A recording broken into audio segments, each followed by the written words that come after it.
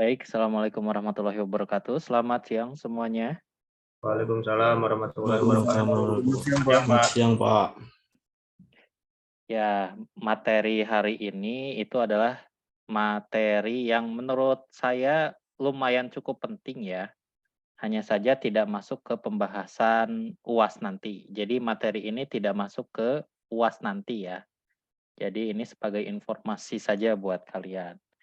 Dan sekedar mengingatkan lagi bahwa untuk tugas besar itu segera dibuat ya, karena sekitar 2 pekan lagi pengumpulannya.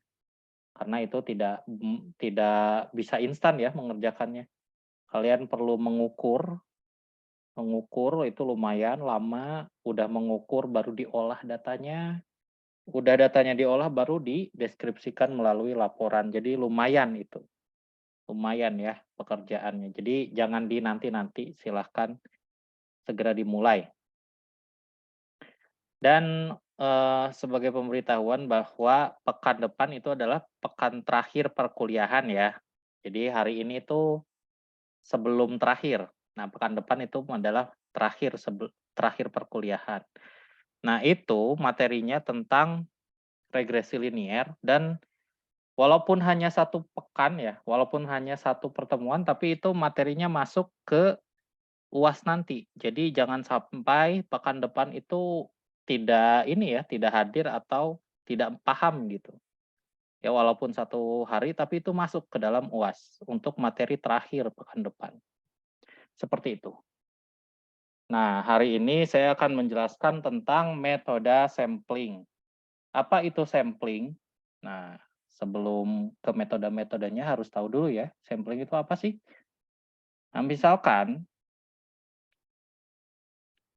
saya punya banyak data ya. Saya punya banyak data, ini keseluruhan data namanya adalah populasi.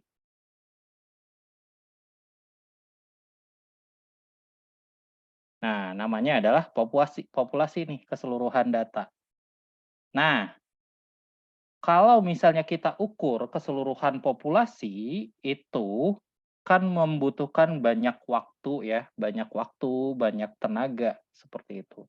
Nah, kita mau mengukur hanya sebagian kecil dari populasi saja. Nah, itu adalah namanya sampel. Sampel. Nah, jadi kita hanya mau mengambil sebagian kecil dari populasi yang besar itu. Itu namanya sampel, di mana memiliki antara sampel dan populasi dia memiliki karakteristik yang kita anggap sama, seperti itu ya. Makanya karena kita hanya mengambil sebagian kecil dari populasi, jadi proses pengukurannya tidak memakan waktu yang cukup lama ya. Jadi prosesnya itu lebih cepat, tapi memiliki karakteristik yang kurang lebih tidak terlalu beda jauh. Contohnya gimana? Contohnya misalkan ya yang mungkin paling kerasa sama kalian ya, kalau di TV suka nonton ketika ada pemilu ya, suka nonton ada quick count ya. Jadi dari lembaga survei itu mereka melakukan sampling dari beberapa provinsi gitu ya. Sampling, nggak semuanya diukur tapi ngambil beberapa sampel aja dari setiap provinsi gitu. Nah, lalu dijelaskanlah, oh misalnya pemilihan Jokowi sekian persen gitu ya. Misalkan pemilihan Prabowo sekian persen. Nah, itu quick count, salah satu aplikasinya. Nah, aplikasi yang lain ya hampir semua produk industri itu untuk quality testingnya itu hanya menggunakan sampel, tidak seluruhnya gitu ya. Misalkan kalau misalnya di dunia kesehatan gitu, apakah usia balita di Indonesia ini memiliki gizi yang cukup?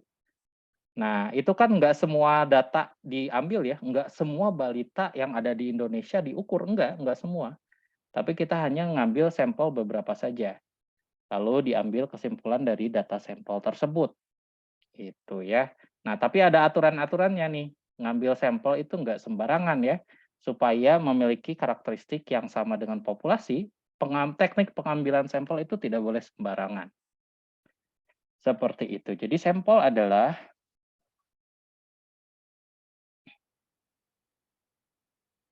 sample is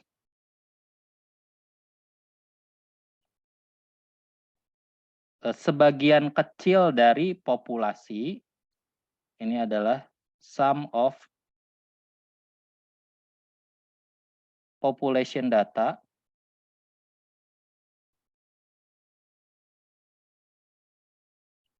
which has, yang memiliki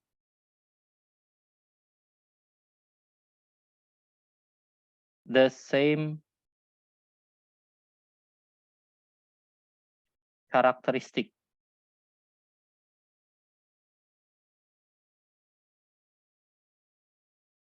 with the whole population. Nah, jadi sampel adalah sebagian dari populasi ya, dari keseluruhan data yang memiliki karakteristik yang sama dengan keseluruhan populasi gitu ya. Nah, ini tujuannya adalah tujuannya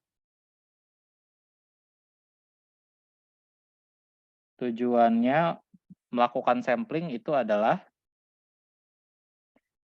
for faster measuring ya data ya, selain lebih cepat juga usaha yang dikeluarkan juga lebih kecil ya. Less work of measuring data.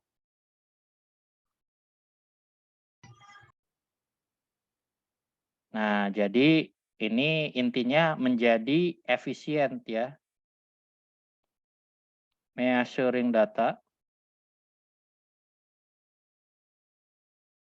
become efficient.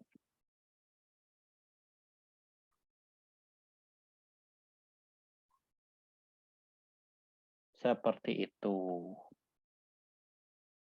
Jadi diukur. Misalnya kalian punya pabrik punya pabrik ini misalnya ya, peluru gitu. Nah, kita kan harus memastikan tuh bahwa peluru yang kita produksi itu kualitasnya bagus ya. Nah, maka dari itu kita lakukan sampling nih, sampling dari beberapa peluru tersebut, dari banyaknya peluru, kita uji apakah layak layak atau tidak gitu ya secara kualitas. Nah, tentunya kan nggak semuanya ya diuji. Nah, misalnya kalian bikin satu hari, misalnya anggaplah 100.000 piece gitu.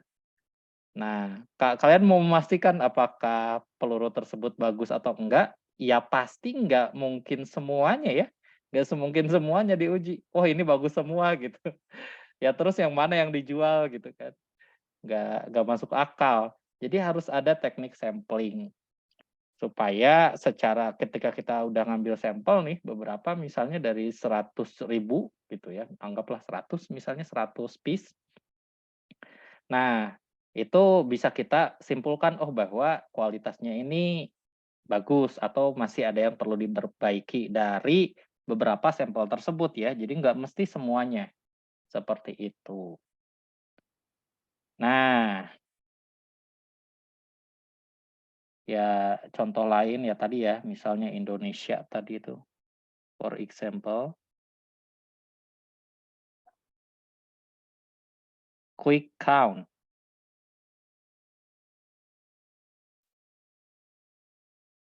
Nah, misalkan kan di Indonesia itu ada Pulau Sumatera ya, ada Pulau Jawa, ada Pulau Bali, Lombok, dan NTT, terus ada Pulau Kalimantan, ada juga Sulawesi ya, nah terus ada Papua. Jelek banget gambarnya, tapi nggak apa-apa lah ya. Kalian tahu ini Indonesia. Nah, Gini, jadi quick count itu kan di Indonesia itu terdiri dari berbagai provinsi ya. Provinsinya banyak nih. Ada Kalimantan Utara, Kalimantan Barat, Kalimantan Selatan, dan lain-lain ya. Gorontalo, Sulawesi Selatan, dan lain-lain. Jawa Barat, Jawa Tengah, Jawa Timur, Bali, dan lain-lain.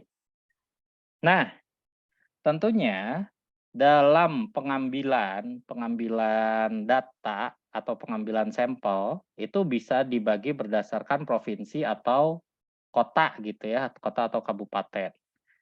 Tidak semuanya. Nah, bisa berdasarkan provinsi atau kota atau kabupaten. Misalkan setiap provinsi itu anggaplah diambil 100 sampel, misal seperti itu. Nah, oh ya, nanti untuk teknik berapa sih sampel minimal yang harus kita ambil itu ada ketentuannya ya. Nanti di akhir kuliah ini saya beritahu. Saya mau fokus dulu ke metodenya. Caranya seperti apa untuk mengambil sampel. Nah, misalkan kita anggap per provinsi tergantung dengan kepadatannya itu kita bagi secara proporsional.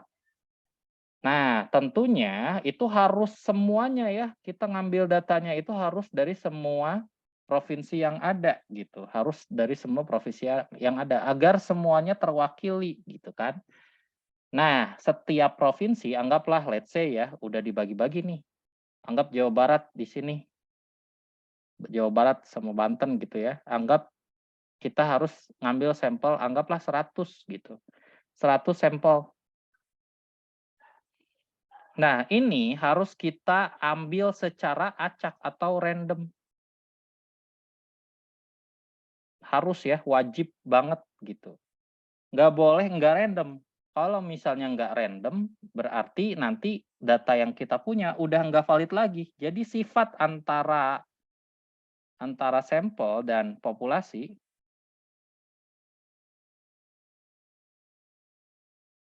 itu bisa jadi sama kalau misalnya jika dan hanya jika kita ngambil datanya secara random, diacak gitu ya.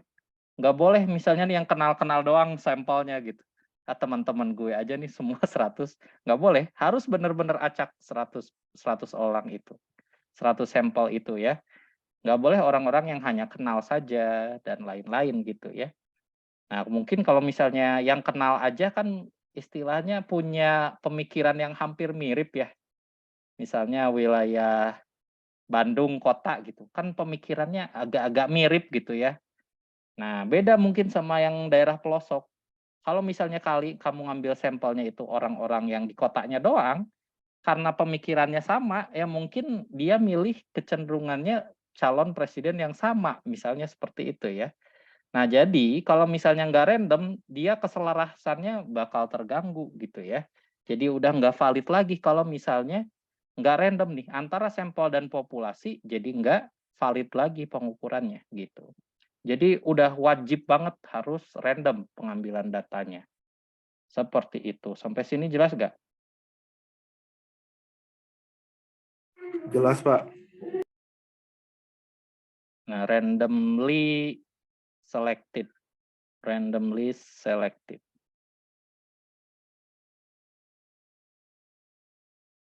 Begitu. Nah, ini masih secara umum ya, sampel secara umum. Saya masuk ke metodenya sekarang. Jadi, untuk strategi sampling atau metode sampling ini dibagi menjadi 2 kategori besar. Yang pertama adalah probability sampling. Kelompok yang kedua itu adalah non-probability sampling.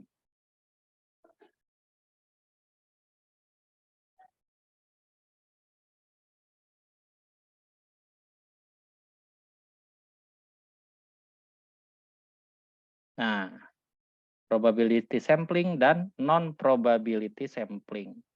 Maksudnya gimana? Nah, maksudnya untuk probability sampling itu adalah metode sampling yang metodenya itu sesuai dengan probabilitas, di mana kita tahu ya, bahwa probabilitas dari suatu kejadian itu adalah total keseluruhan data ya, total keseluruhan data dengan data yang memiliki kejadian X gitu. Nah, probability sampling itu kita mengambil sampel secara random dan menjaga rasio antara X per totalnya ini. Jadi tetap dijaga. Nah, makanya akurasinya itu tinggi atau validitasnya tinggi. Sedangkan untuk non probability sampling itu secara validitasnya itu rendah dibandingkan dengan probability sampling. Seperti itu. Nah, nanti saya bakal cerita nih. Nanti kalian juga bisa merasakan ini kayaknya ada yang salah kalau misalnya ngambil datanya seperti ini gitu ya. Nah, jadi untuk yang kelas yang probability sampling itu validitasnya tinggi ya, high validity. Nah, jadi kalau misalnya melakukan penelitian atau dan lain-lain ya, itu usahakan pakai yang metode sebelah kiri ini nih. Sedangkan untuk yang non probability ini low validity. Nah, kok bisa seperti itu? Nanti saya akan jelaskan satu persatu. Yang probability sampling dulu. Ada beberapa teknik. Yang pertama adalah simple random selecting atau random sampling ya. Simple random sampling. Yang kedua adalah systematic pakai Y atau pakai Y kayaknya ya. Systematic random sampling.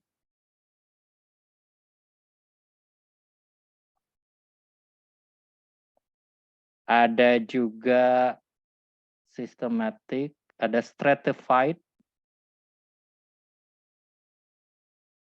random sampling. Random sampling. Ada lagi cluster random sampling. Nah, jadi empat metode ini tuh yang umum kita gunakan ya untuk teknik sampling atau metode sampling. Sedangkan yang non probability sampling ini sayangnya masih banyak orang yang tidak tahu bahwa ini itu valid gitu ya. Tapi sangat sering kita gunakan nih yang probability sampling padahal validitasnya sangat rendah gitu. Padahal validitasnya sangat rendah. Nah, yang pertama itu adalah volunteering.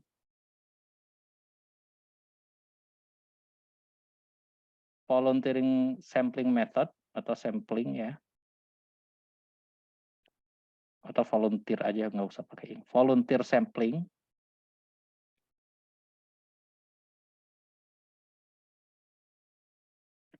Yang kedua itu adalah convenient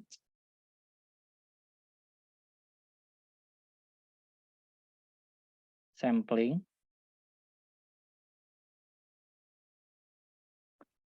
Terus yang ketiga itu adalah priority sampling. Nah, nanti akan saya jelasin nih beberapa konspirasi di balik ini. Tapi nanti kita bahas dulu yang probability sampling ya. Jadi metode yang seharusnya kita gunakan ketika sampling gitu. Yang high validity dulu atau probability sampling dulu.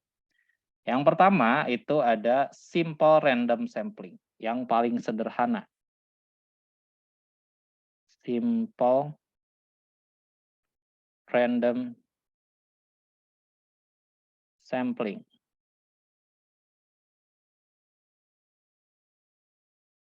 Silakan sambil dicatat ya.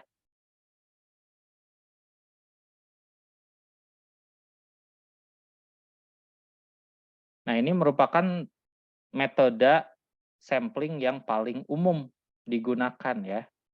Yang paling umum kita gunakan. Karena salah satu yang sederhana, tapi tidak lebih mudah daripada yang lain, tapi sederhana, sangat sederhana. Contohnya ya kayak misalnya mengundi ya, mengundi undian hadiah gitu.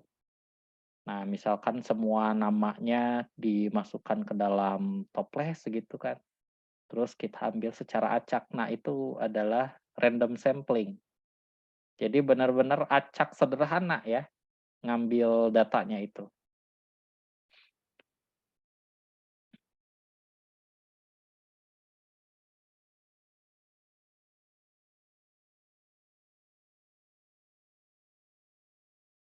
Ya, udah belum dicatat yang atas yang ini? Lagi, Udah, Pak. Pak. Ada yang belum ya?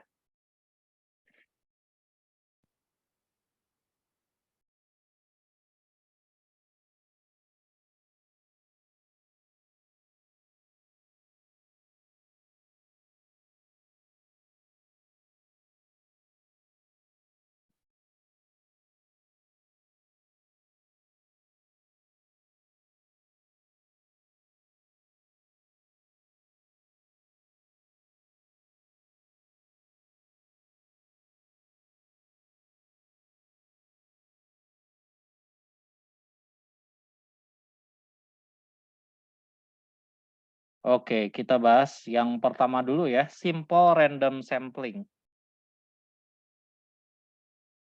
Misalkan nih, ya ini adalah keseluruhan populasi ya. Keseluruhan populasi di mana ada banyak sekali ya datanya. Ada banyak data nih dari keseluruhan populasi.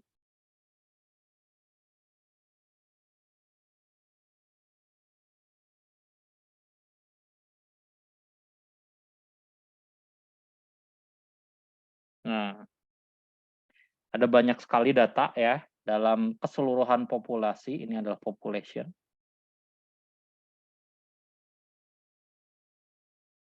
Nah, dari keseluruhan populasi ini ya pokoknya kita ngambil secara acak. Ya bisa jadi yang ini gitu ya, bisa jadi yang ini atau ini. Pokoknya acak gitu ya, nggak beraturan.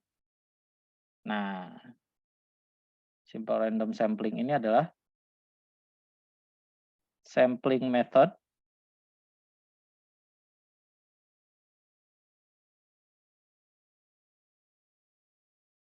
that choose the data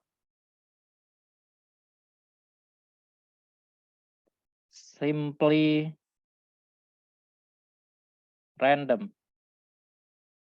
Ya, sederhana ya, sesuai dengan namanya.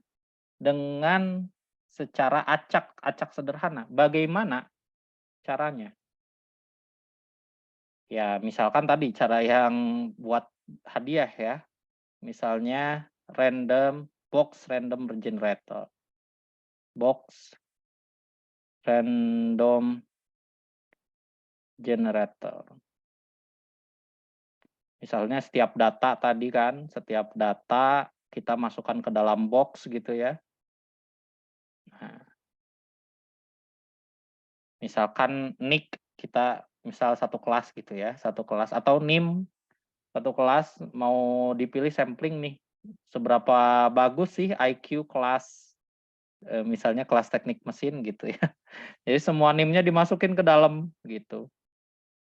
Kita mau ngambil beberapa sampel aja, anggaplah dari satu kelas itu kita ngambil misal 30%-nya. Ya udah, berarti semua NIM kita masukin terus diacak gitu ya.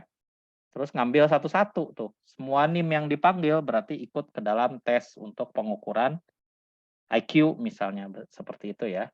Box random generator atau bisa juga di Excel ya, random generator. Misalnya in Excel itu bisa kalian gunakan seperti ini. Kodenya ya, sama dengan rand between.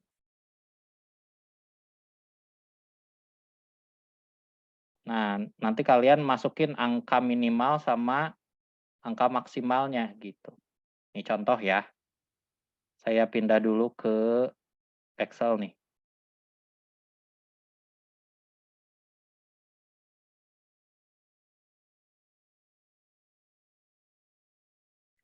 Share screen ke Excel.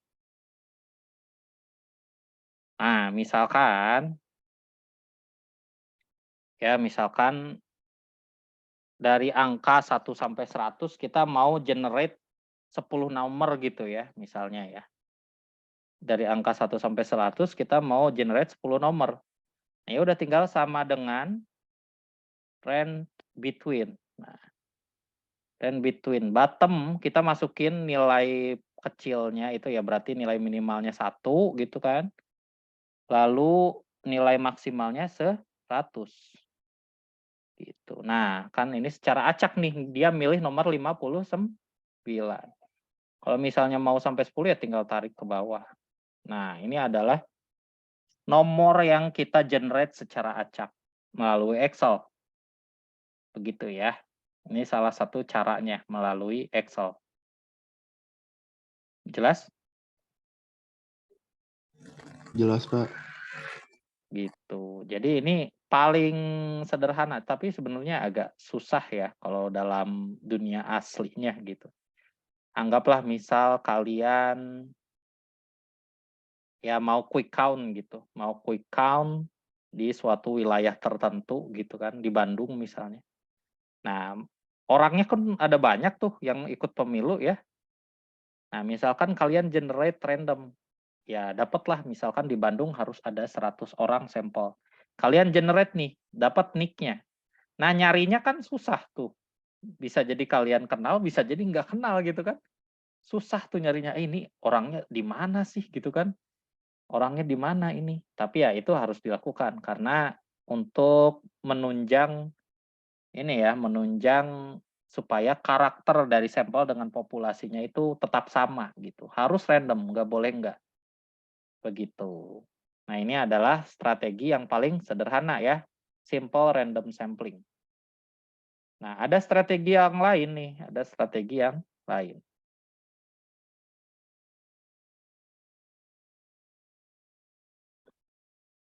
Strategi yang kedua, yaitu systematic random sampling.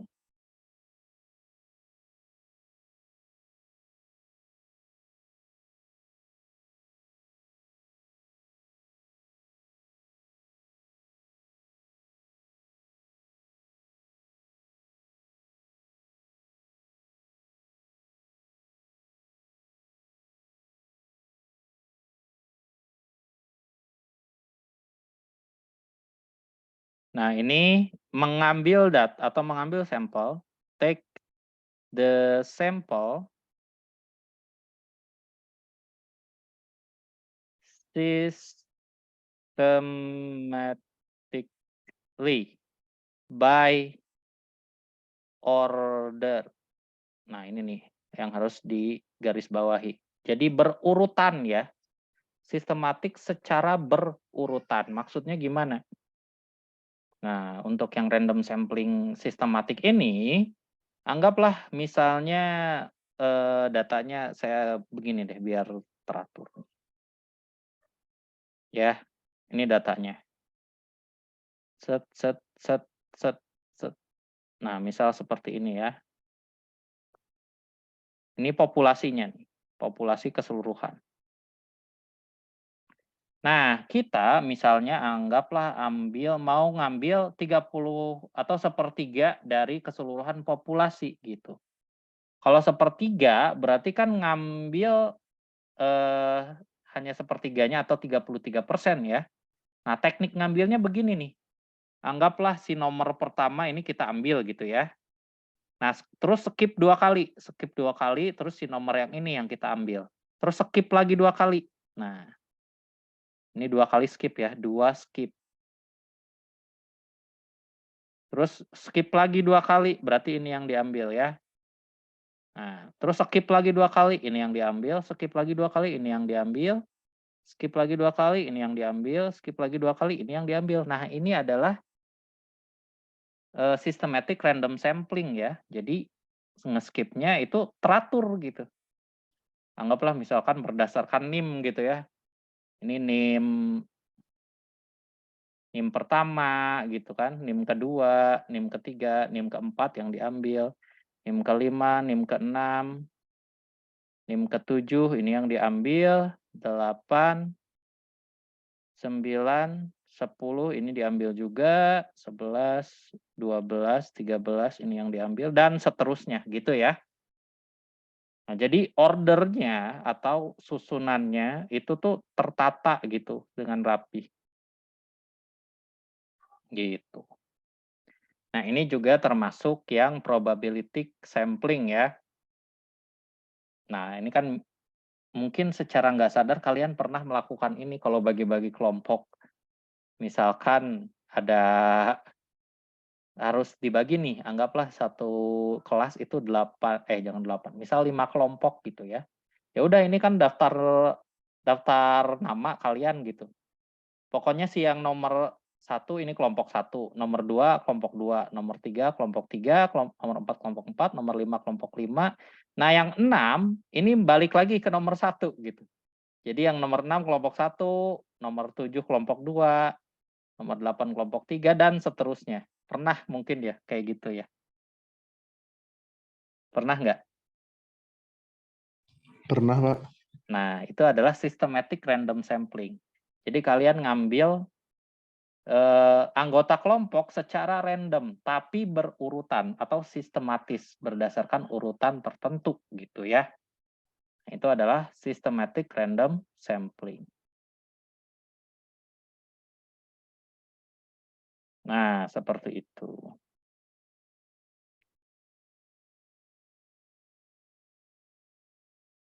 Oke?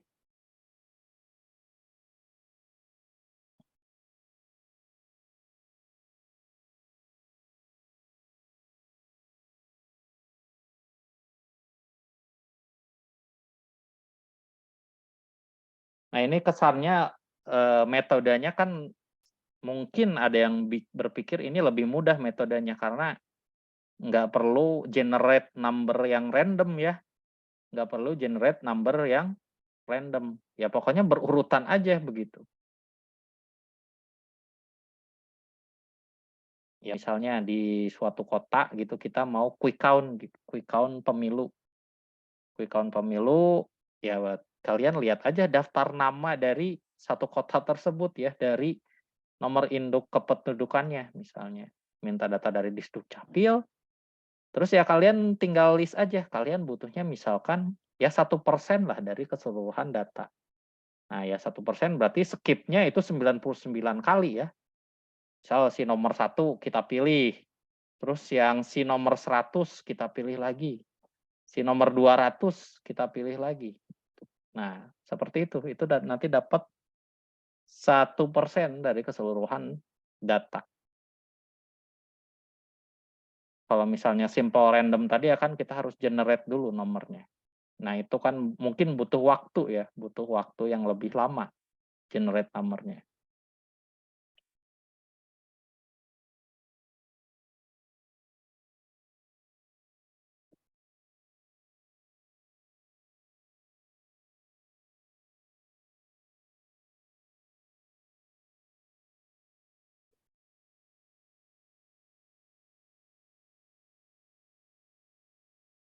Oke, sampai sini jelas? Cukup jelas, Pak. Jelas, Pak. Kita lanjut. Udah nyatatnya belum? Udah, Pak. Sudah. Udah, Pak. Oke. Handphone. Nah, yang ketiga itu adalah stratified random sampling.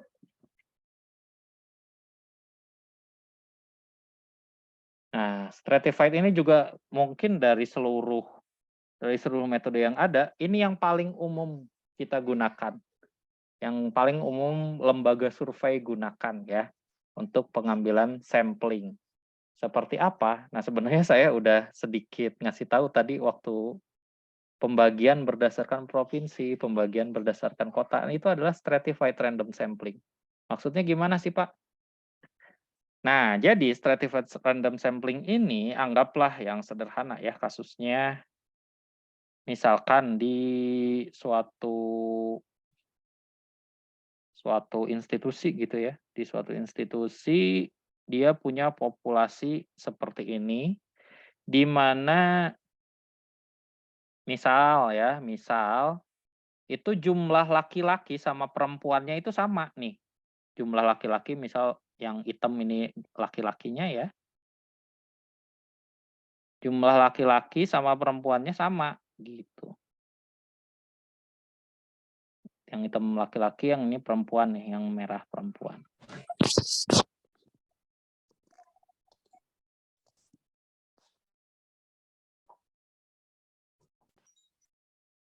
Nah, kalau misalnya kita menggunakan metode yang tadi, yang pertama atau yang kedua ya, yang simply random, yang random sederhana, atau yang sistematik, itu bisa saja rasionya antara laki-laki dan perempuan itu tidak sama. Gitu. Anggaplah misalnya rasionya nih, rasio antara laki-laki dan perempuan, rasio antara woman and man, itu misalnya ini dikasih warna biar jelas. Woman itu warna merah ya. Woman dibagi dengan man itu harus 50-50 gitu. 50, man-nya juga 50 kan. Nah, jadi setengah-setengah ya rasionya antara laki-laki dan perempuan. Nah, kalau misalnya kita menggunakan metode yang awal tadi, yang random sederhana ya, atau yang sistematik, bisa jadi ini rasionya jadi nggak beda nih. Anggaplah semuanya nih 100 ya, anggap seperti inilah. Semuanya 100, woman-nya ada 50, man-nya ada 50. Terus kita ngambil data 10% dari semuanya.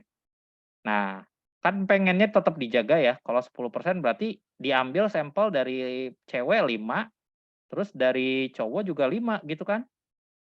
Pengennya ideal begini. Nah, kalau misalnya kalian pakai random yang bener-bener random secara simpel, bisa jadi nggak 5-5, ya kan? Bisa jadi ceweknya lebih banyak, atau bisa jadi cowoknya yang lebih banyak. Atau bisa jadi ya seimbang, kebetulan seimbang, bisa jadi seperti itu. Tapi nggak bisa memastikan bahwa akan seimbang.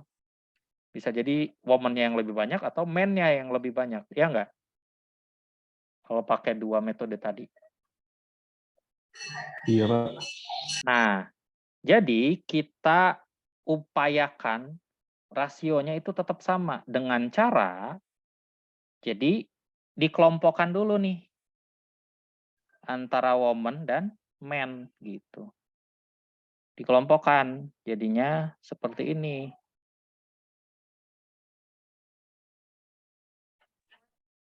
Nah, ya. Jadi dibagi nih. Ada woman semua nih isinya.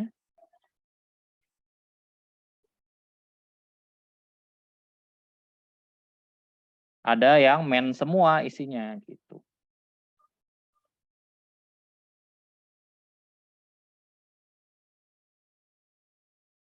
Nah, kalau misalnya mau kita ambil, anggaplah sampel 5% ya.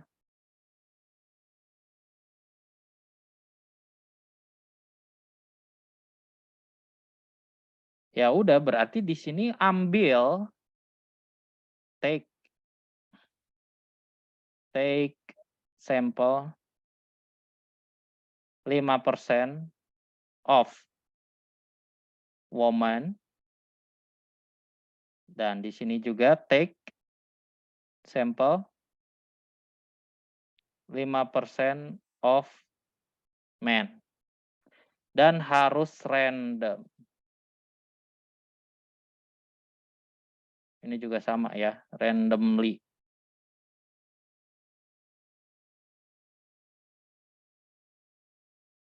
Nah, jadi kita pilih secara randomnya tuh setelah kita kelompokkan dulu gitu. Pokoknya kelompok cewek sama kelompok cowok. Baru diambil sampelnya secara random gitu. Itu adalah stratified random sampling. secara definisi, take the sample. Ini saya ke bawahin dulu. Take the sample with classified the class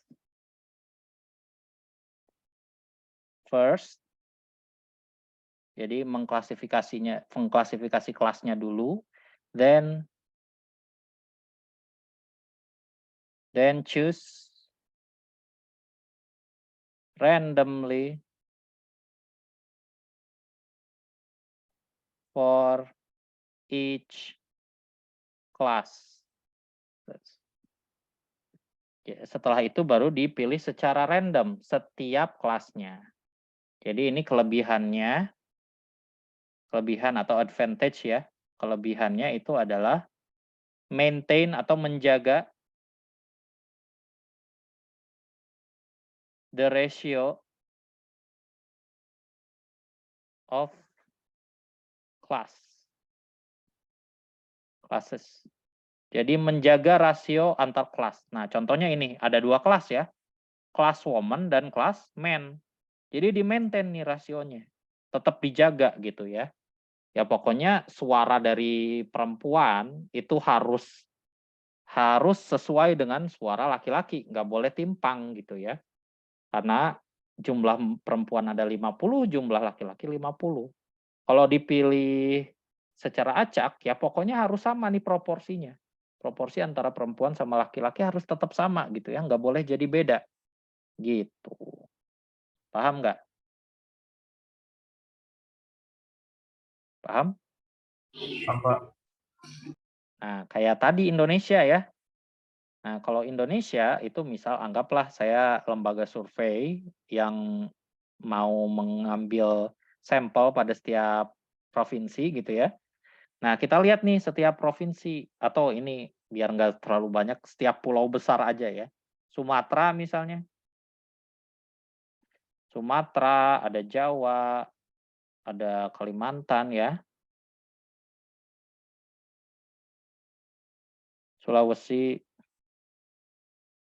dan Papua misalnya. Nah, harus lihat nih kepadatan penduduk Sumatera, Jawa, Kalimantan, Sulawesi, Papua, rasionya kayak gimana. Anggaplah Jawa yang paling banyak ya. Misal rasionya 10 nih. Misalkan ya ini 100 juta di Jawa doang gitu. Berarti 10 ya. 100 juta di Jawa doang. Misal di Sumatera ada 50 juta, berarti 5. Kalimantan ada 30 juta, berarti 3. Sulawesi ada misal sama 30 juta. Papua misalnya walaupun besar tapi nggak terlalu padat ya. Misal 20 juta lah, anggap seperti ini. Nah, jadi ketika ngambil sampel gitu ya harus tetap ngikutin ini nih proporsinya ya. Harus tetap ngikutin ini. Nggak boleh beda gitu ya. Misal dianggap 3% ya. Pokoknya 3% dari seluruh kependudukannya itu harus ngikutin proporsi ini nih. Nggak boleh timpang gitu ya. Nah, misalkan gimana caranya? Anggaplah keseluruhan penduduk di Indonesia kan 200 juta misalnya ya. Atau nggak usah pakai keseluruhan lah. Ini kalau kita jumlahkan semua berapa nih? Kok 30 sini 3 ini 2 ya. 5 tambah 10, 15 ditambah 6, 21 tambah 2, 23. Nah, berarti ini Sumatera itu 5/23 gitu. 10/23. Ini 3/23. Ini juga sama 3/23. Yang Papua juga 2/23. Nah, jadi ngambil sampelnya harus gini nih proporsinya. 5/23. Misal kita harus ambil sampel sebanyak 100.000 gitu ya. Jumlah sampelnya harus 100.000. Ya pokoknya orang Sumatera harus 5/23-nya. Gitu. Orang Jawa harus 10/23. Seperti itulah caranya ya untuk stratified. Jadi kelasnya dibagi berdasarkan wilayah gitu. Kalau misalnya seperti ini. Jelas ya yang stratified ya? Jelas, Pak.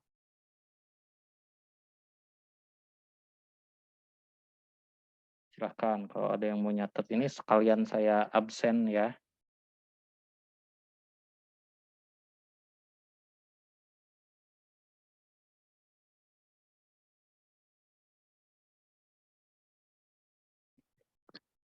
Sampling method.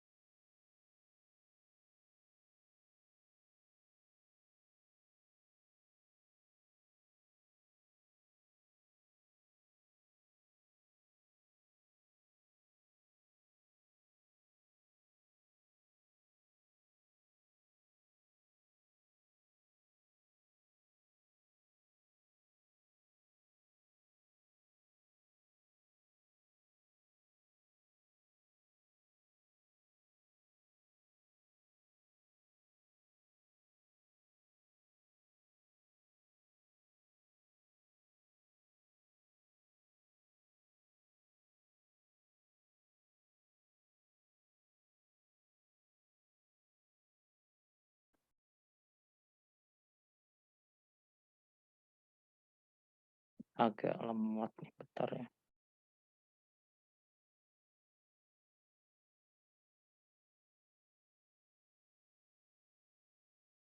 Kadang susah masuk nih, masuk ke absensi.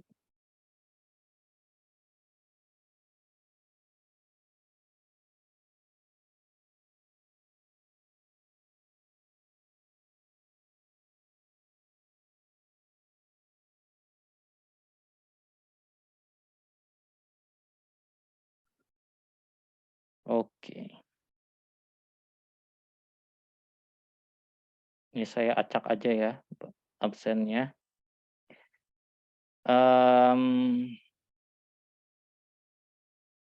Ricky Rohiman, ada Ricky Rohiman? Ricky Rohiman, nggak ada ya. Raka Aura Zakia Abadi.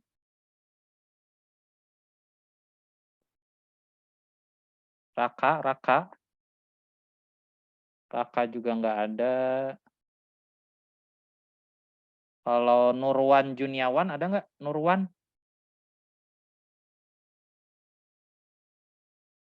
Nurwan juga nggak ada.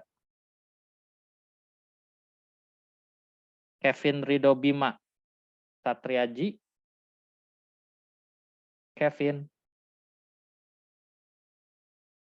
Ridho tidak ada juga ya. Muhammad Vicky ada nggak? Vicky nggak ada juga ya. Muhammad Vicky nggak ada. Terus Vio Reno ada nggak Vio?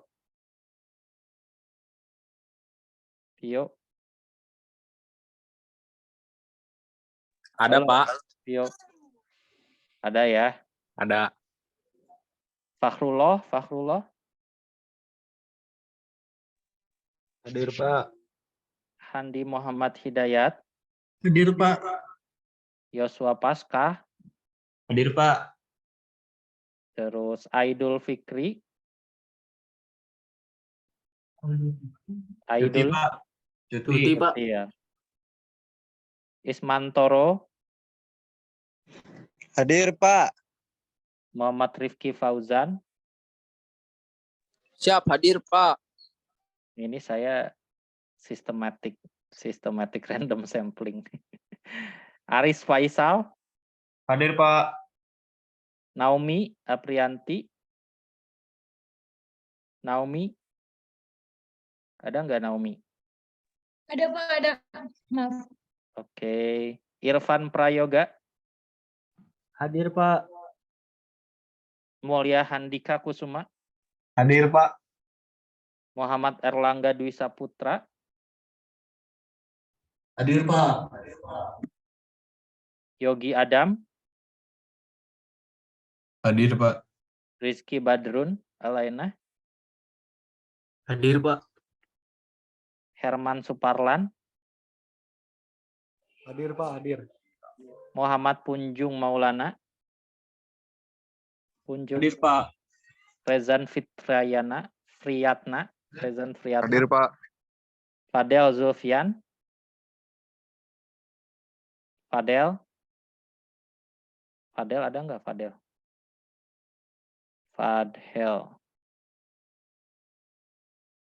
Nggak ada ya Fadel ya. Terus Fitratri Kresdianto, Hadir, Pak. Hadir. Fata Razkia, Fatha nggak ada ya. Tasya Rubaah, Tasya juga nggak ada ya. Oke.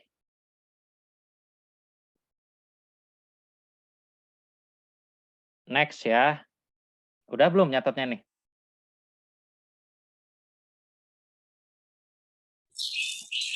Udah Pak. Oke. Ya, nanti untuk pengumpulan tugas besar dan catatan, itu akan saya siapkan Google Classroom ya. Google Classroom nanti silahkan kalian masuk melalui invitation link. Nah, nanti ada 2 pengumpulan tugas. Yang pertama adalah pengumpulan tugas besar, yang kedua adalah catatan. Kalau yang tugas besar itu cukup ketua kelompoknya saja yang mengumpulkan untuk yang tugas besar ya. Ketua kelompoknya saja yang mengumpulkan, nggak usah semuanya. Jadi ketua kelompoknya saja. Sedangkan untuk catatan itu semuanya ya dalam bentuk PDF. Seperti itu. Oke? Waktunya kapan, Pak? Sekitar kan UAS itu hampir 2 minggu lagi ya. Ya pokoknya minggu pertama UAS tapi akhir-akhir lah sekitar hari Kamis atau hari Jumat. Nanti saya buatkan linknya. Belum dibuat soalnya. Berarti sekitar tanggal, sebentar saya cek dulu. Ya, sekitar tanggal 20 lah. 19 atau 20. 20 kayaknya. 20 Januari pengumpulannya. Baik untuk catatan ataupun tugas besar. Gitu ya. Kalau untuk datanya harus 100 data, Pak. Ya, harus 100. Makanya pilih kasus yang tidak sulit ngukurnya. 100 Baik, ya. terima kasih. Baik, Nggak usah yang Pak. susah-susah. Ngambil datanya nggak usah yang susah-susah. Yang penting tidak sama antar satu kelompok dengan kelompok lain. Itu nggak boleh sama ya. Kalau sama ya berarti nilainya dibagi 2. Setengah ewang. Oke, lanjut. Lanjut, Pak. Yang terakhir untuk yang probability adalah cluster.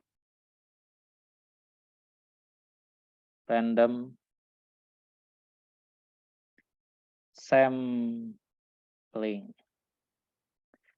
Nah, cluster random sampling itu mirip dengan maknanya juga ya, mirip dengan namanya itu cluster. Cluster kayak perumahan ya. Kayak perumahan. Jadi di blok setiap perumahan. Maksudnya gimana, Pak? Nah, misalnya ya, ini mirip-mirip dengan stratified tapi sedikit berbeda. Sedikit berbeda. Anggaplah dalam satu populasi besar gitu ya. Nah, ada beberapa kelas juga nih dalam satu populasi besar. Anggaplah misalnya dalam kelas ini saya bagi berdasarkan suku ya. Misalkan ada suku Sunda nih warna merah, suku Sunda nih.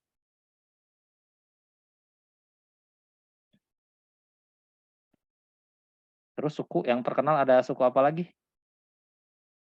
Selain Sunda, emang Sunda doang. Suku apa lagi yang terkenal? Dayak. Dayak tuh Kalimantan ya. Ya, tapi perasaan nggak terlalu banyak-banyak amat.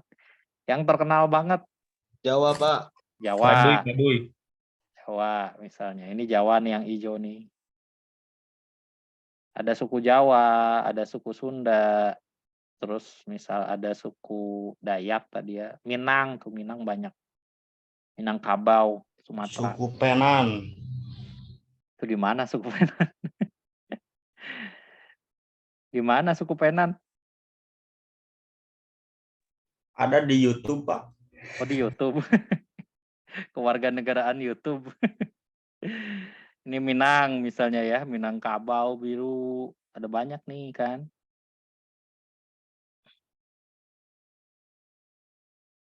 Terus satu lagi lah. Misal warna kuning nih. Ini suku Dayak tadi misalnya. Suku Dayak warna kuning. Nah, kan berbagai macam suku ya di sini atau berbagai macam kelas. Kalau stratified tadi kita ya pokoknya yang merah dikumpulin sendiri, yang kuning dikumpulin sendiri, hijau dikumpulin sendiri, baru sampling dari situ ya. Baru diambil berapa persen. Nah, kalau misalnya cluster itu nggak begitu. Mirip tapi nggak sama. Mirip tapi nggak sama. Jadi dari semua populasi ini kita jadikan kelompok-kelompok kecil. Jadikan kelompok-kelompok kecil di mana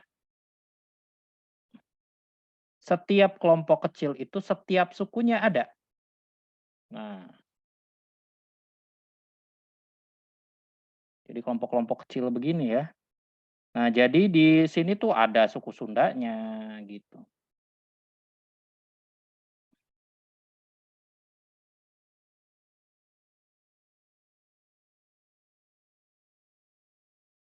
Ada suku Sunda, ada suku Jawa, dan suku Dayak, dan lain-lain ya.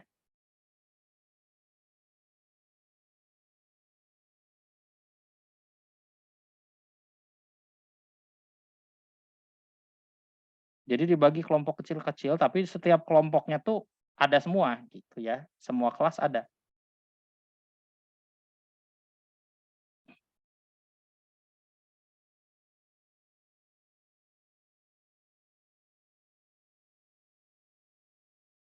Setiap kelas ada ya.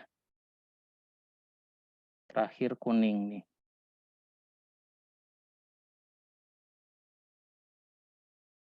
Kok pink sih? Kuning, kuning.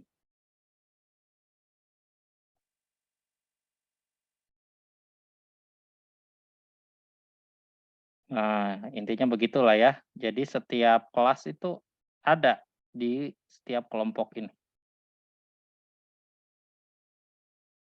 Kok malah pink lagi, ini salah mencet saya. Tapi gak apa-apa lah ya, intinya begitu.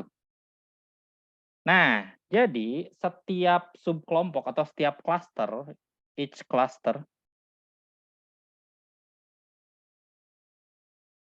Nah, ini cluster tuh yang di kotak-kotakin ya. Each cluster have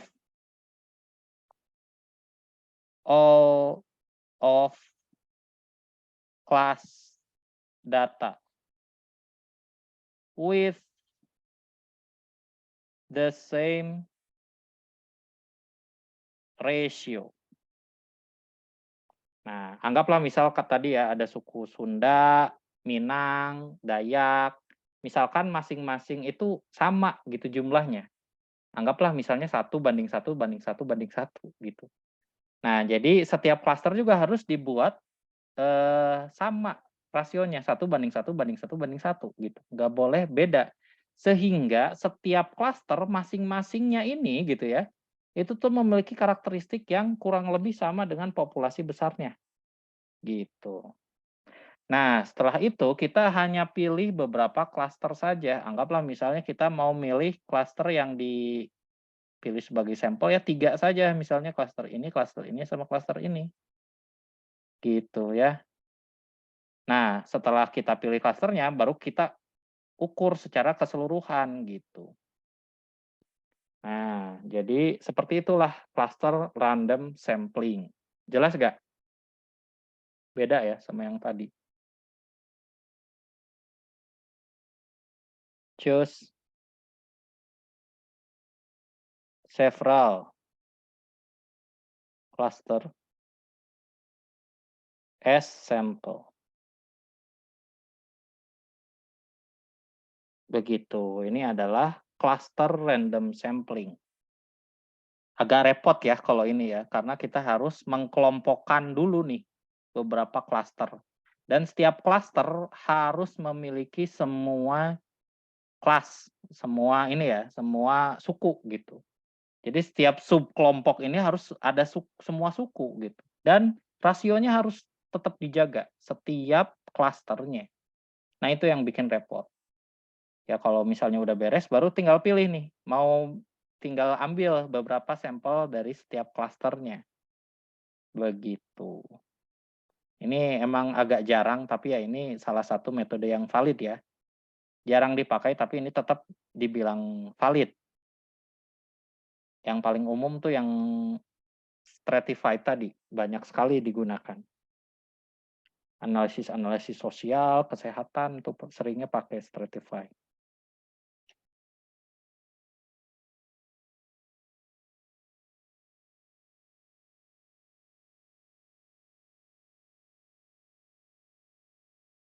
Jelas yang cluster sampling?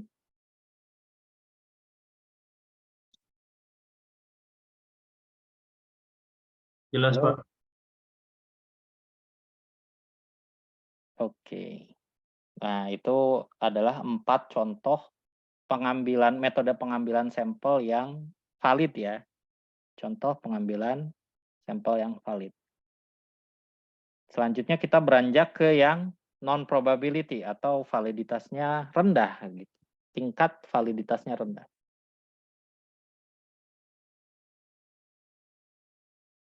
Nah, sayangnya ini yang paling banyak digunakan di kehidupan kita sehari-hari. Padahal itu akurasinya rendah sekali, validitasnya tuh rendah sekali. Tapi anehnya paling sering dipakai. Paling sering dipakai anehnya. Karena belum belajar, belum mengerti bahwa kenapa sih itu nggak valid. Nih saya jelaskan.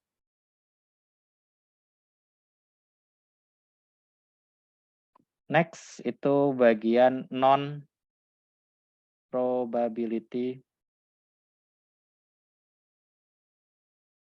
sampling. Yang pertama itu ada volunteer sampling. Nah, volunteer sampling itu ya sesuai dengan definisinya ya, pengambilan sampling di mana datanya itu volunteer. Jadi misalkan ya, pengambilan datanya itu sesuai dengan kemauan dari audiensnya gitu. Anggaplah ini emang terkait dengan manusia ya, pengukuran terhadap data manusia. Kalau misalnya barang itu nggak mungkin volunteer. Ya misalnya tadi pemilu lah, pemilu kamu milih siapa gitu. Kita mau ngambil datanya nih. Dari sekian banyak populasi yang ada gitu ya. Populasi yang ada, dari sekian banyak populasi yang ada, kita mau ngambil nih setiap orang itu kayak gimana sih? Oh ini baterai saya lowbat, bentar ya. Saya plug-in charger dulu.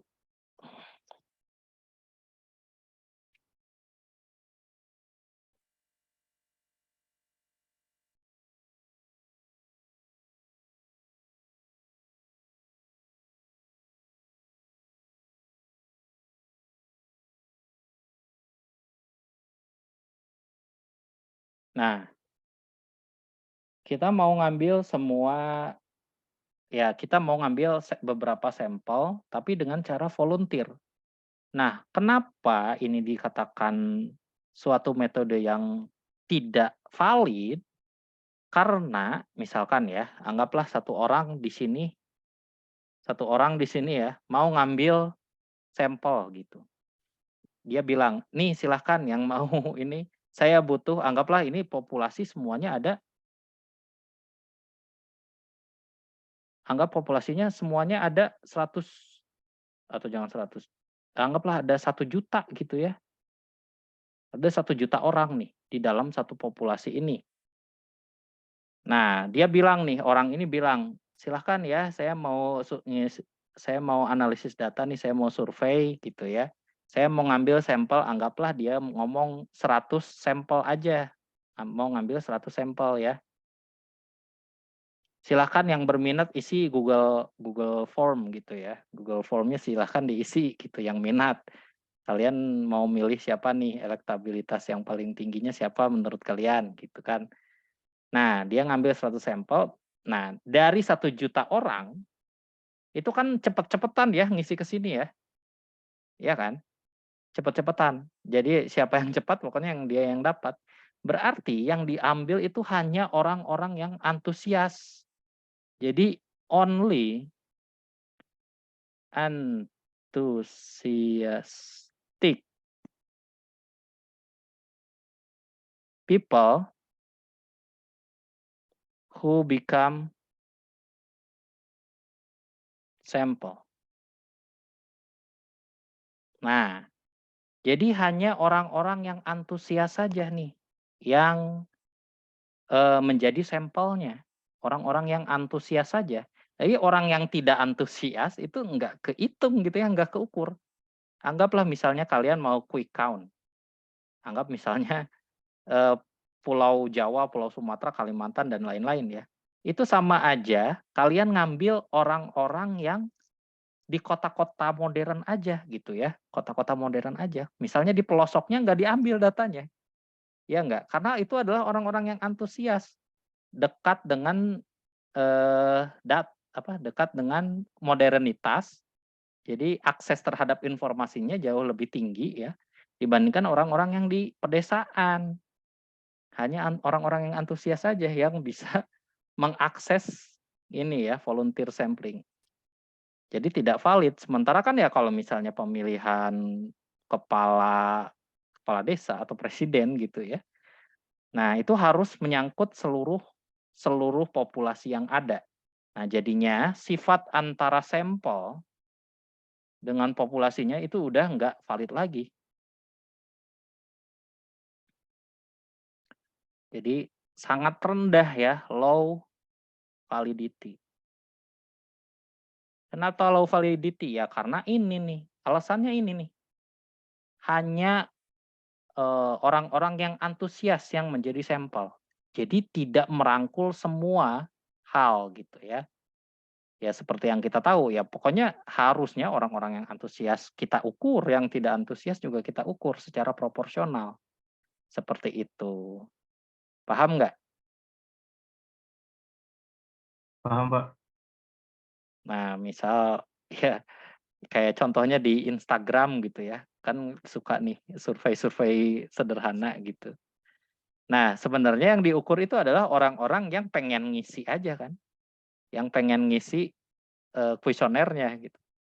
Sebenarnya ada orang yang nggak pengen ngisi gitu kan, nggak pengen ngisi, nggak tertarik gitu. Nah, harusnya orang-orang yang nggak tertarik juga terekam datanya. Itu yang menggambarkan kondisi yang sebenarnya. Itu salah satunya ya yang di Instagram. Jadi validitasnya rendah, tidak secara random. Itu volunteer sampling.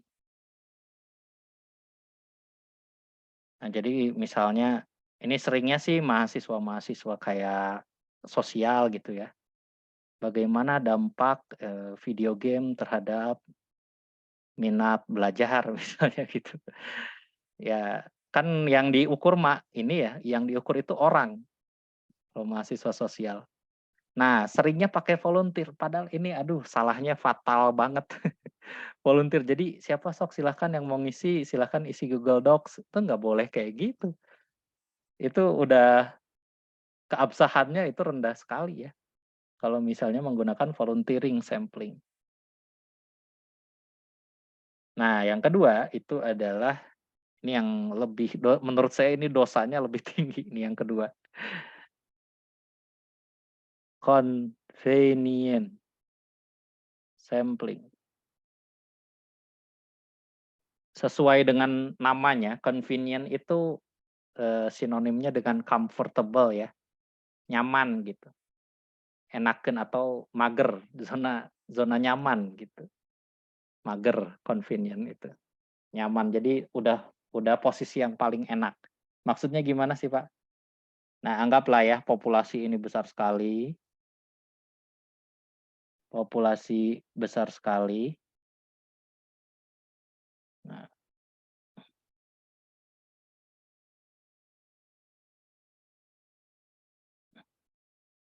populasi besar sekali ya.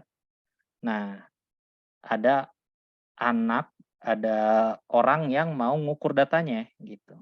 Mau ngukur data dari populasi ini, ngambil sampel kan. Nah, karena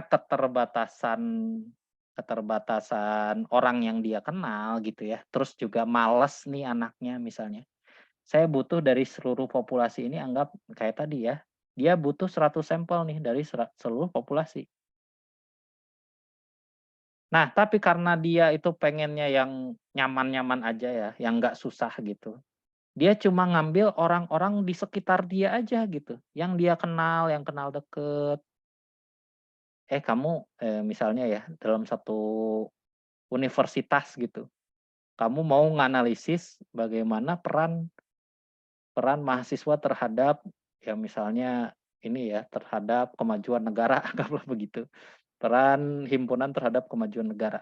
Ya harusnya kan kalian ngambil sampelnya itu secara random di seluruh himpunan ya, seluruh jurusan, seluruh prodi gitu. Tapi karena kalian males nih anaknya mager gitu ya, ya udah kuesionernya dibaginya ke HMM aja gitu, himpunan teknik mesin aja. Ya kan nggak begitu ya, ya berarti itu mah sampelnya sampel teknik mesin bukan Unjani. Jadi nggak pakai nama Unjani, pakainya nama teknik mesin karena ngambilnya cuma orang-orang yang deket dia aja gitu. Nah, jadi mager nih anaknya, zona nyaman gitu, nggak mau repot-repot random gitu, ngambil datanya, nggak mau repot-repot random. Nah, ini juga sangat salah gitu ya, karena mungkin kan yang dekat sama dia itu karena circle-nya sama ya, jadi pemikirannya sama. Mungkin ya jawabannya tuh setipe semua. Jadi tidak merepresentasikan populasi secara keseluruhan gitu. Karena ya dia hanya mengambil data yang mudah-mudah saja gitu, tidak secara random. Ini adalah convenient sampling. Nah, mungkin kalian punya saudara atau apa gitu ya, teman dari mahasiswa sosial gitu. Pasti ini kan ngebagiin kuesioner. Nah, ini ingetin nih, jangan sampai volunteer, jangan sampai convenient. Karena tidak valid ya. Jadi nyari orangnya tuh nyari orang-orang yang dekat sama dia aja gitu buat ngambil datanya. Nggak boleh kayak gitu, harus secara idealnya harus secara random, benar-benar random. Begitu. Jelas yang convenient? Cukup jelas, Pak. Take the sample only from the people who know atau who yang dekat ya, who relate with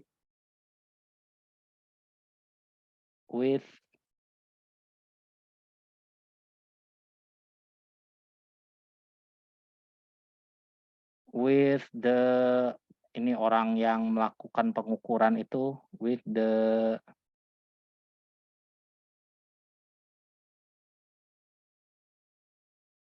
measuring person aja ya.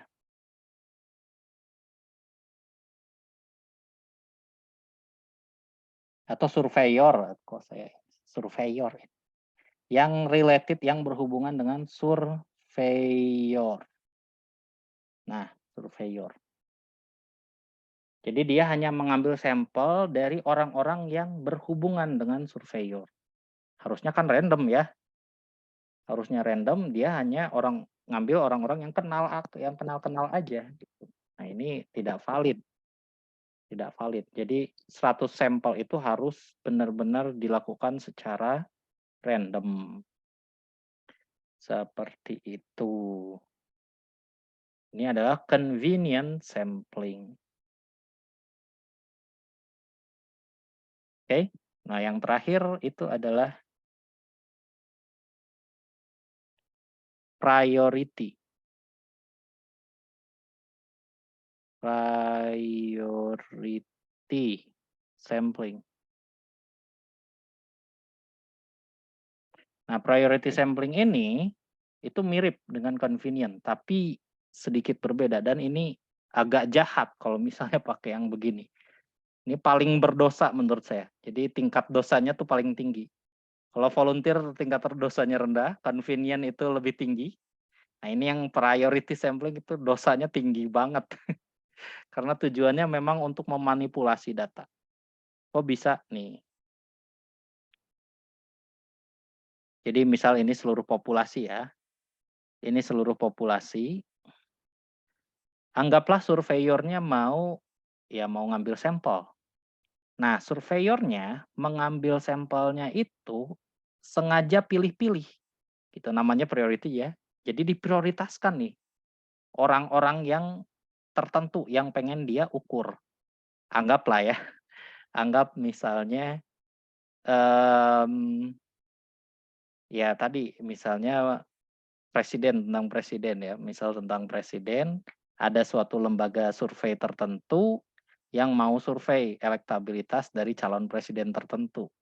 Nah, karena lembaga surveinya dekat dengan parpol tertentu ya, partai politik tertentu, itu sengaja nih ngambil sampelnya itu orang-orang yang punya pemikiran ke suatu parpol tertentu gitu ya. Jadi sengaja dipilihnya tuh orang-orang yang punya pemikiran ringnya dia gitu, yang punya pemikiran sama dengan dia.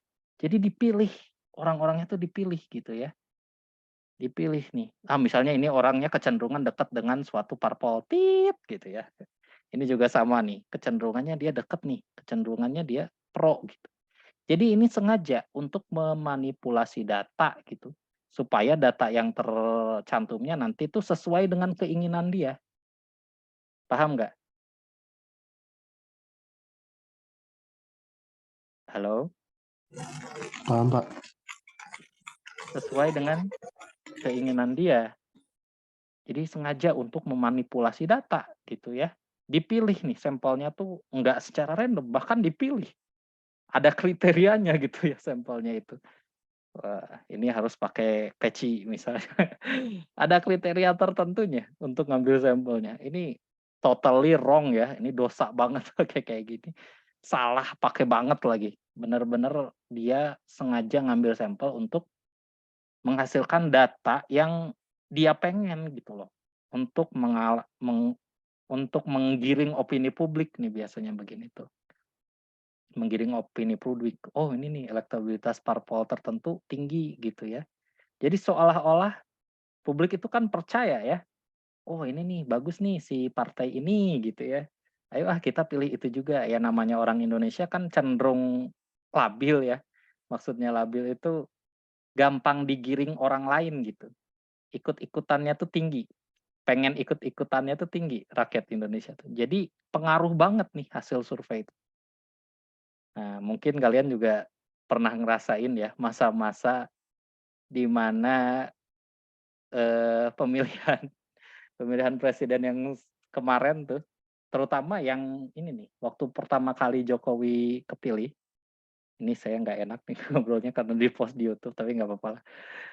Sebagai contoh aja ya, waktu itu kan Jokowi dengan siapa yang pertama? Dengan ini ya, siapa? Jokowi JK versus Prabowo Hatta. Itu tahun berapa ya? Berarti sekitar hampir 8 tahun yang lalu lah. Ya berarti sekitar 2012 ya. Saya agak lupa tahunnya tahun berapa. Nah, kalian mungkin pernah ngelihat satu TV itu surveinya Prabowo yang menang, tapi TV yang lain, channel TV yang lain Jokowi yang menang. Nah, kok bisa begitu gitu kan? Nah, saya menduga ada sedikit kecurangan dari sini nih.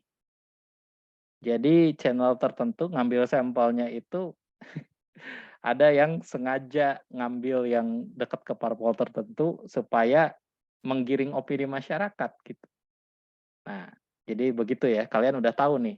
Jadi teknik sampling itu yang ideal itu tadi ya, yang 4 awal tadi. Dan 3 ini itu adalah yang tidak valid. Ya, seperti itu ya. Jadi untuk yang priority sampling ini, take the sample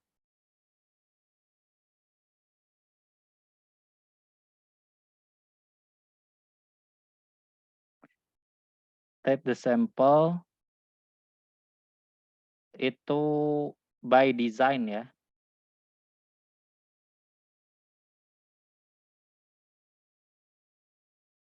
To manipulate the data. Nah, jadi mengambil sampel secara didesain ya, ada karakteristiknya sampelnya. Untuk sengaja untuk memanipulasi data. Untuk memanipulasi data, tujuannya gitu. Dosa tingkat tinggi. Priority sampling. Jadi tidak random ya kalau ini ngambilnya, nggak random, sama sekali nggak random. Seperti itu. Nah, ini adalah beberapa metode untuk pengambilan sampel pada populasi. Sampai di sini ada yang mau ditanyain dulu nggak?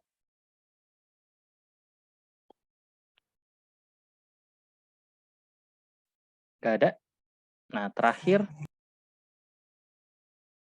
saya mau memberitahu tentang teknik untuk menentukan berapa sih sampel minimal yang mesti kita pakai gitu ya. Apakah 100% dari total populasi? Ya ngapain bikin sampel? Apakah 10% cukup? Apakah 3% cukup? Nah, itu ada ketentuannya. Nah, ketentuannya itu seperti ini. Ini saya sebenarnya ada perhitungan tertentunya, tapi saya ambil yang instan saja. Jadi ini adalah hasil dari perhitungan ya, probabilitas dan segala macam. Didapatlah sederhananya begini.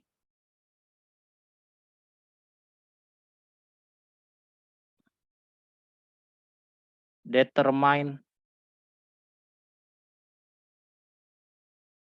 the size of sample.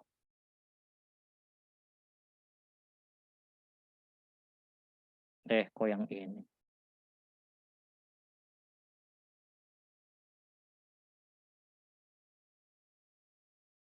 Copy. Paste. Lah kok enggak ke copy, bentar.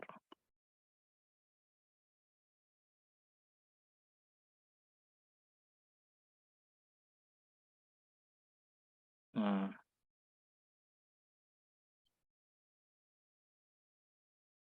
Nah, ini adalah ketentuan untuk menentukan berapa sih jumlah sampel yang cocok gitu ya.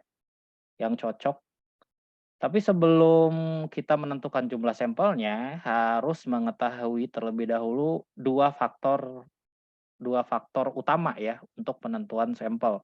Yang pertama adalah margin of error. Nah, margin of error ini mungkin sering ngedenger ya kalau di quick count. Nah, lembaga survei tertentu itu ngejelasin, oh margin of error-nya sekian persen, sekian persen.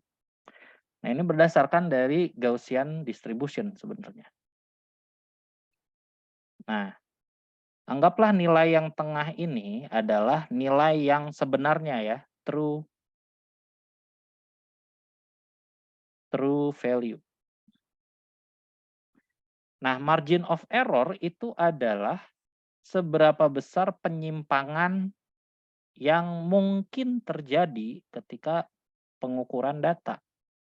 Nah, misalkan 5% atau 10% ini adalah margin of error.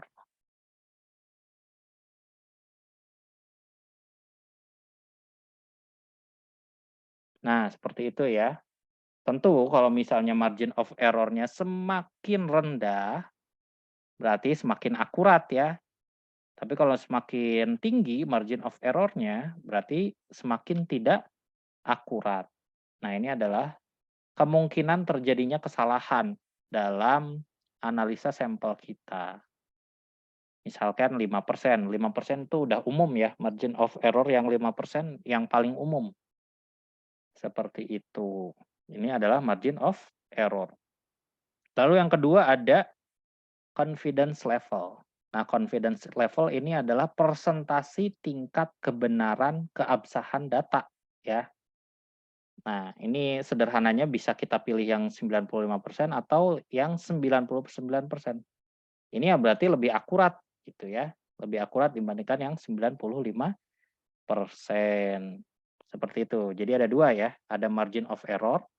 Nah, ini adalah kemungkinan, persentasi kemungkinan kesalahan datanya. Lalu confidence level adalah persentasi keabsahan data gitu. Nah, kalau yang mau akurat banget ya berarti margin of error-nya harus serendah mungkin, confidence level-nya harus setinggi mungkin gitu ya. Ambil contoh lah, misalkan nih populasinya itu 100 total populasinya. Kita mau ngambil sampel dengan margin of error serendah mungkin, confidence level setinggi mungkin. Anggap misalnya confidence level-nya 99%, margin of error-nya 1%, ya berarti sampelnya harus ngambil 99. Ini wah, ngapain ya cuma dikurangin 1 doang gitu kan. Sangat kurang ini ya, kurang ya ngapain lah mendingan diukur semua sekalian gitu. Nah, jadi harus dipilih yang paling ini ya, yang paling optimal. Anggap misalnya margin of error-nya 5%, confidence level-nya 99% gitu. Jadi mendapatkan hasil yang lebih rasional gitu lah ya. Lebih terasa ketika jumlah populasinya itu jauh lebih besar gitu. Jauh lebih besar. Anggaplah populasinya 100.000 gitu kan. Nah, kita pakai margin of error 5%, confidence level 99%. Berarti kalian harus ngambil sampel sebanyak 659 sampel. Ya, jadi ini adalah tabel yang menyederhanakan kita ya. Menyederhanakan kita dalam penentuan sampel. Seperti itu. Sebenarnya ada rumusnya, silakan kalau misalnya kalian mau perdalam lagi, googling aja. Ada rumus tertentu ya. Misalkan anggaplah populasi yang kalian mau cari berapa sampelnya itu nggak ada. Anggap populasinya lebih besar dari 1 juta gitu ya. Nah, mau nggak mau nggak bisa pakai tabel ini lagi. Kalian harus cari berdasarkan rumus tertentu gitu ya. Seperti itu. Oke? Silakan ini dicatat tabelnya.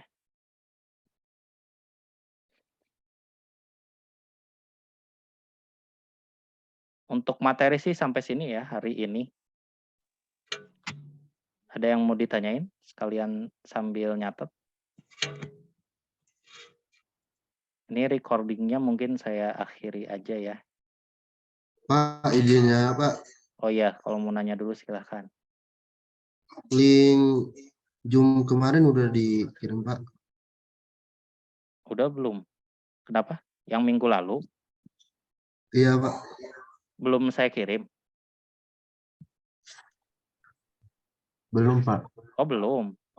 Oh berarti kalian tidak mensubscribe. Saya kayaknya lupa deh, belum ngasih linknya. Tapi udah diupload kok, udah diupload. Seingat saya udah diupload. Jadi silahkan cek aja ya, cek aja YouTube saya. Itu setiap minggu saya upload kok. Kayaknya lupa aja belum ngasih tahu lewat WhatsApp. Baik Pak, terima kasih Pak. Begitu ya.